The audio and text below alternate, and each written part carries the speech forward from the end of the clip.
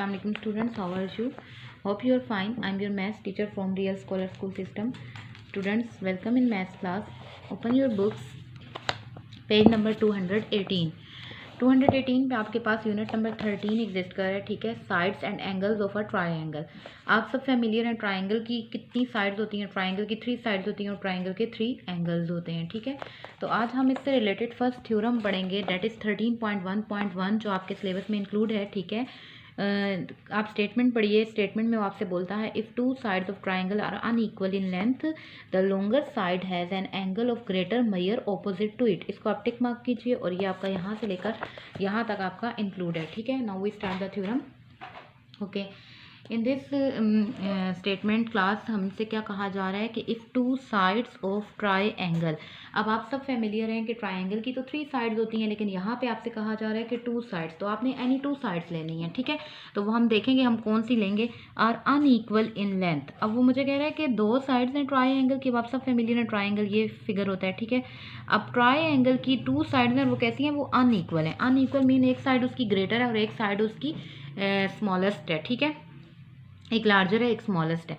अब वो कहता है the longer side has an angle of greater measure opposite to it, कि जो लंबी साइड है यानी जो ग्रेटर साइड है उसके जो ऑपोजिट एंगल है, ठीक है, वो भी बड़ा होगा, यानी बड़ी साइड के सामने वाला एंगल बड़ा होगा। तो ये आपने प्रूव करके देना है। अब आपको जो उसने ट्रायंगल दी है, आप सबसे पहले ट्रायंगल ड्रॉ करेंगे। अगर आप देखो तो ट्रायंगल जो आपने ड्रॉ करनी है, मैंने आपके लिए यहाँ पे बेस जो है वो पहले से ड्रॉ की हुई है, ठीक है। बेस के बाद जो आप ट्रायंगल बनाएंगे वो आप ड्रॉ करेंगे जी एक्यूट एंगल ट्रायंगल, ठीक है। अब आपने बिल्कुल स्ट्रेट ड्रॉ नहीं करना, बिल्कुल स्ट्रेट करेंगे आप वो 90 का एंगल बनेगा। आपने 90 से थोड़ा सा लेस करना है, ठीक है। 90 से लेस एंगल बनाना है। स्केल को थोड़ा इस फॉर्म में रखना है आपने, ठीक है। तो आप बिल्कुल थोड़ा मामूली सा करना है, ज़्यादा नहीं आपने करना। तो आपने इसका बनाना है एक acute angle. Okay, now we draw the acute angle of this one less than 90। 90 का बिल्कुल स्ट्रेट आता है, उससे हल्का सा आपने टर्न लेकर यूँ बनाना है, ठीक है। ओके, ये आपने बना दिया, बिल्कुल स्ट्रेट आपने नहीं ड्रॉ करनी। उसके बाद आपने इसको इससे मैच करना है, ठीक है। इस फॉर्म में आपने ट्रायंगल ड्रॉ करनी है। ट्रायंगल ड्रॉ हो गई। मैंने आपको इसीलिए ये बताई है कि आपने इस लाइन को बिल्कुल स्ट्रेट नहीं करना, ठीक है। आपने ट्रायंगल बनानी है, 2 अनइक्वल साइड्स बनानी है। तो आपको नजर आ रहा है ये साइड देखें ट्रायंगल की ग्रेटर बन गई है और ये साइड कैसी बन गई है, स्मॉलेस्ट बन गई है, उससे थोड़ी छोटी आ गई है। तो 2 साइड्स अनइक्वल हो गई हैं, ठीक है। अब यहाँ पे आप इस वर्टेक्स को ए का नेम असाइन कर दें, इस वर्टेक्स को बी का नेम असाइन कर दें और इस वर्टेक्स को सी का नेम असाइन कर दें।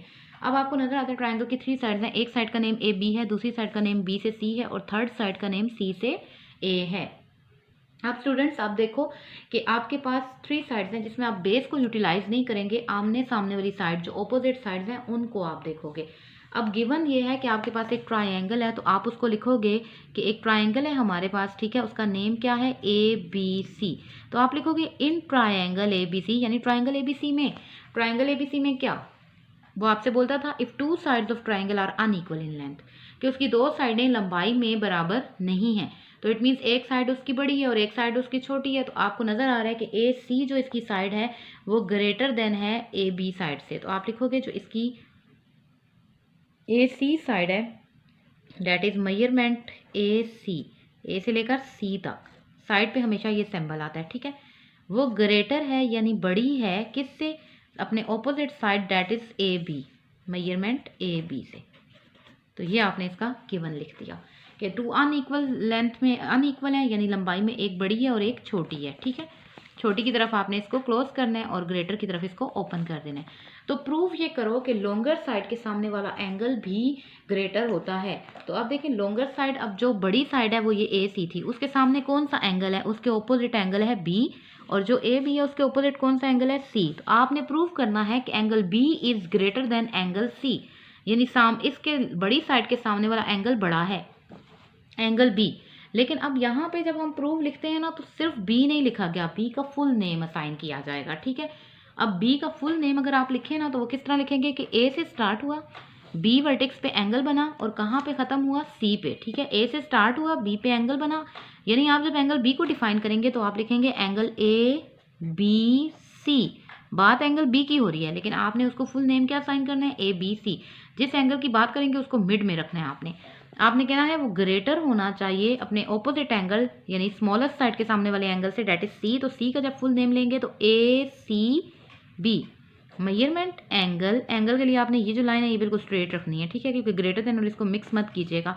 ए सी बी, तो बात हो गई कि angle B is greater than angle C, कि बी जो है वो सी से ग्रेटर है। Now we start a construction. Construction में अगर आप देखो तो आपने करना ये है, आपने डायग्राम में कुछ चेंजिंग करनी है। आपने यहाँ ए सी पे एक पॉइंट लेना है, ठीक है, ए सी पे एक पॉइंट लेना है और इस तरह से लेना है कि आपको जितना ए बी दिखाई देता है उतना ही ए सी होना चाहिए, ठीक है, और आपने बी को उसके साथ ज्वाइन कर देना है, ठीक है, बी को आपने उस पॉइंट के साथ ज्वाइन कर देना है।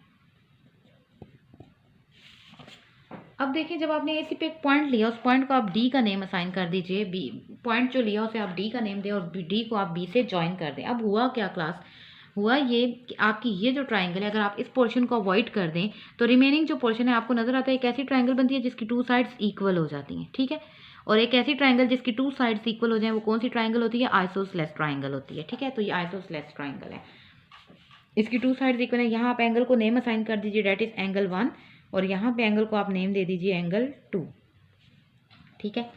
अब आपने क्या कंस्ट्रक्शन में आपने क्या लिखा, आपने लिखा कि ऑन ए सी कि जो ए सी साइड है, ऑन ए सी वहाँ पे आपने एक पॉइंट लिया है, तो आप लिखें टेक अ पॉइंट।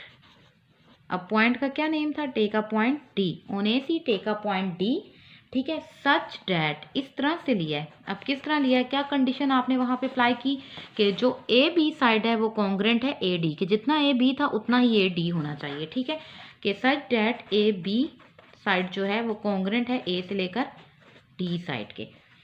एंड उसके बाद आपने ज्वाइन कर दिया था, मिला दिया था किसको, बी को और डी को, ज्वाइन डी टू बी या बी टू डी लिख दीजिए, ठीक है। सो डैट मुझे क्या मिला, सो डैट मुझे एक ट्राइंगल मिल गई, उस ट्राइंगल का नेम क्या है, ए डी बी, और ये कैसी ट्राइंगल है, दिस वन, इस पोर्शन को अवॉइड करो तो ये आइसोसेलेस है क्योंकि इसकी दो साइडें इक्वल हैं। तो so that triangle A D B is an isosceles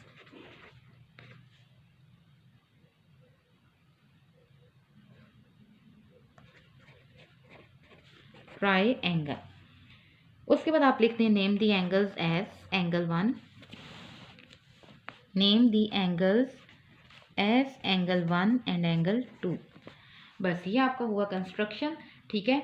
तो आपने कंस्ट्रक्शन के बाद अब आप आ जाओ इसके स्टेटमेंट रीजन पे। स्टेटमेंट रीजन पे जब आपने आना है बहुत केयरफुली आपने सीखना है, ठीक है।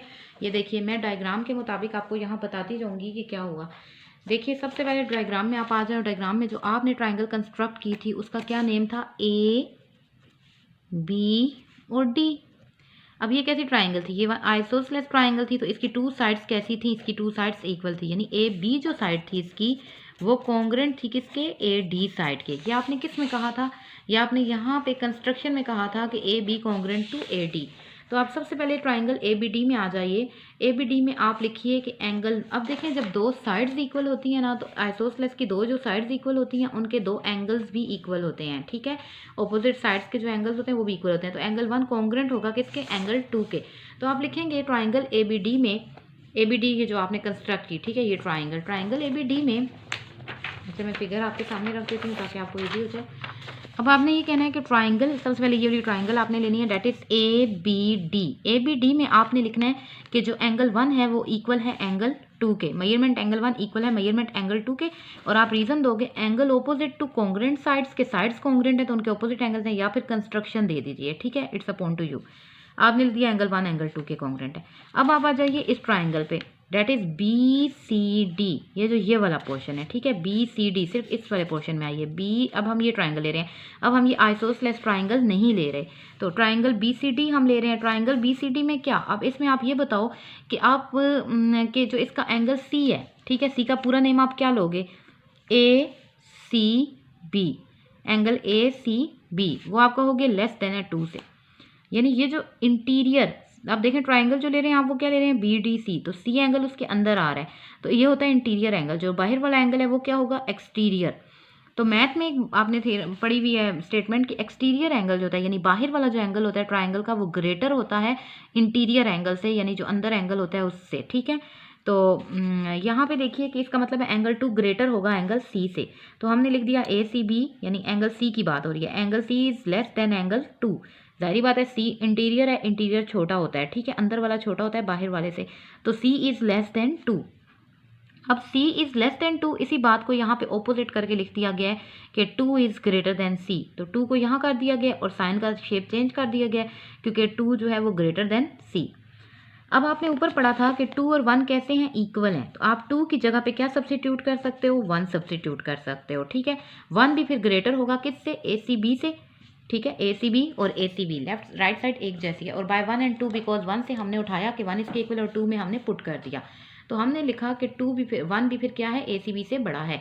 अब यहाँ तक आपका जो थ्योरम है ना उसका हाफ पोर्शन कंप्लीट होता है। तो देखें, सबसे पहले आपने क्या करना है, अपनी आइसोसेलेस ट्राइंगल लेनी है, that is A B D, और इसमें बता देना है आपने लेनी है ट्राइंगल ए बी डी, और इसमें आपने क्या बता देना है कि जो मेजरमेंट एंगल 1 है वो इक्वल है मेजरमेंट एंगल 2 के। उसके बाद आपने ये वाली ट्राइंगल लेनी है, that is triangle B D C. इसके अंदर आपने सिर्फ इस एंगल सी के बारे में बताना है कि जो आपका एंगल सी है, लेकिन सी का फुल नेम आपने लिखना है, that is A C B. A C B वो आपने कहना है is greater than measurement angle, sorry is less than measurement angle 2, के interior is less than exterior, अंदर वाला छोटा होता है, सी इज लेस देन, ये वाला सिंबल आएगा। ठीक है, फिर आपने 2 जो है उसको इस साइड शिफ्ट कर देना है और इसको इस साइड शिफ्ट कर देना है एंगल ए सी बी को। तो यहाँ पे साइन जो है 2 की तरफ ओपन है ना, तो 2 की तरफ ओपन कर देना है बस, और फिर 2 की रिप्लेसमेंट में आपने क्या पुट कर देना है, 1, क्योंकि 2 और 1 इक्वल हैं, 2 की जगह 1 पुट हो जाएगा। यहाँ तक हो गया। बट अब अगर आप आगे आ जाओ तो अब आप इस एंगल को डिफाइन करना शुरू करोगे, एंगल बी को। ठीक है, बी को अगर आप देखो तो बी में आपके पास 1 प्लस ये वाला पोर्शन, ठीक है, बी तब आता है, तो एंगल ए बी सी कब आएगा आपके पास। यहाँ पे मैं आपके लिए एक डायग्राम फिर अगेन ड्रॉ कर देती हूँ ताकि आपको ईजी हो जाए। तो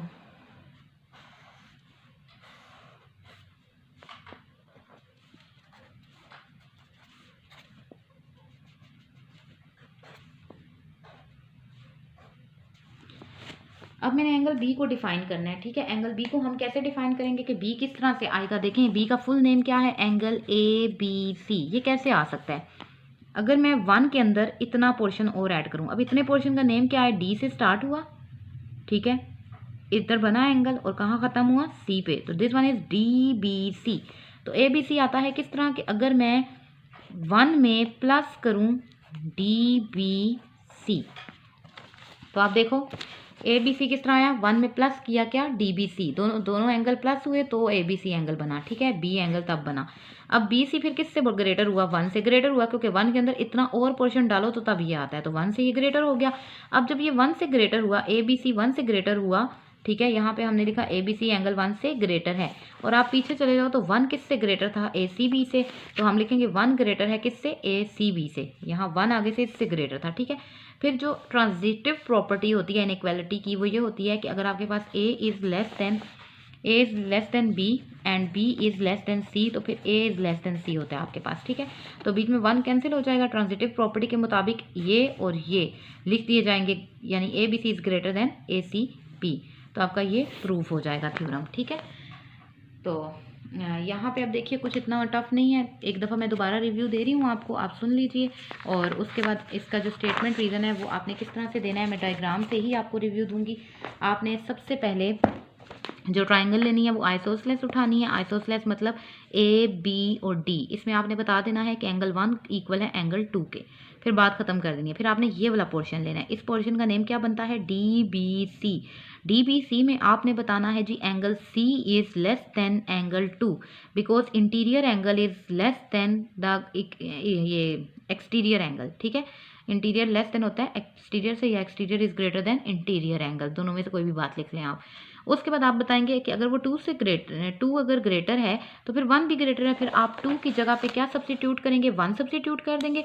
फिर आप एंगल बी को डिफाइन करेंगे कि बी किस तरह आता है, बी एंगल किस तरह आता है कि 1 के अंदर अगर इतना पोर्शन और ऐड करो, और इतने पोर्शन का क्या नेम है, डी से स्टार्ट हुआ, बी पे बना, सी पे ख़त्म हुआ, तो 1 प्लस DBC, तो फिर आप लिखेंगे ABC कैसे आता है 1 प्लस DBC, फिर ABC किससे ग्रेटर हुआ 1 से, जबकि पीछे आप चल जाओ तो 1 किससे ग्रेटर था ACBC से, 1 ग्रेटर हो गया ACB से, फिर ट्रांजिटिव प्रॉपर्टी के मुताबिक 1 कैंसिलेशन होगी और ABC ग्रेटर हो जाएगा किससे ACB से।